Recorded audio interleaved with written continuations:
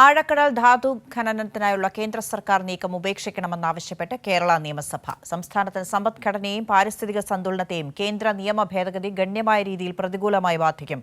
സമ്പദ്ഘടനയെയും മത്സ്യത്തൊഴിലാളികളുടെ ഉപജീവന മാർഗവും ഇല്ലാതാക്കുമെന്നും പ്രമേയത്തിൽ കുറ്റപ്പെടുത്തി. നിയമ ഭേദഗതിയിൽ നിന്ന് കേന്ദ്രം പിന്തിരിയണമെന്നും കേരള നിയമസഭ പ്രമേയത്തിലൂടെ ആവശ്യപ്പെട്ടു. പ്രമേയം സഭ ഐക്യകണ്ഠേന പാസാക്കി. കേന്ദ്ര നിയമമായ ഓഫ്ഷോർ ഏരിയാസ് മിനറൽ ഡെവലപ്മെന്റിൽ വരുത്തിയ മാറ്റം വലിയ തോതിൽ കടലിലെ ആവാസ വ്യവസ്ഥയെയും ജൈവ വൈവിധ്യത്തെയും പ്രതികൂലമായി ബാധിക്കും. നേരത്തെ സർക്കാർ ഇക്കാര്യം കേന്ദ്ര സർക്കാരിനെ അറിയിച്ചതാണെന്നും പ്രമേയം അവതരിപ്പിച്ചുകൊണ്ട് മുഖ്യമന്ത്രി പറഞ്ഞു. മത്സ്യസമ്പത്തിനെയും അതുവഴി സമ്പദ്ഘടനയെയും മത്സ്യത്തൊഴിലാളികളുടെ ഉപജീവന മാർഗത്തെ ഇല്ലാതാക്കുകയും ചെയ്യുമെന്ന കാര്യത്തിലും സർക്കാർ ആശങ്ക പങ്കുവച്ചിരുന്നതായും മുഖ്യമന്ത്രി വ്യക്തമാക്കി.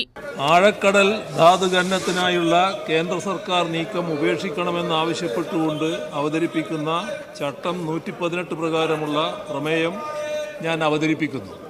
ഇനി ബഹുമാനപ്പെട്ട മുഖ്യമന്ത്രി അവതരിപ്പിച്ച പ്രമേയം പാസാക്കാമെന്ന പ്രശ്നത്തെ അനുകൂലിക്കുന്നവർ, പ്രതികൂലിക്കുന്നവർ പ്രമേയം സഭ ഐക്യകണ്ഠേന പാസാക്കിയിരിക്കുന്നു.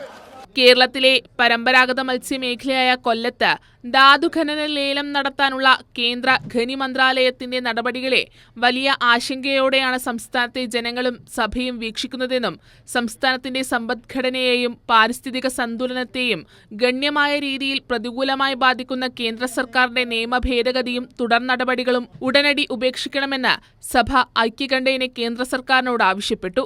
പ്രതിപക്ഷം വിഷയാവതരണത്തിൽ പങ്കെടുത്തില്ലെങ്കിലും പ്രതിപക്ഷത്തിന്റെ ഭേദഗതികൾ അംഗീകരിക്കാമെന്ന് മുഖ്യമന്ത്രി പറഞ്ഞതിനെ തുടർന്നാണ് സഭ പ്രമേയം പാസാക്കിയത്.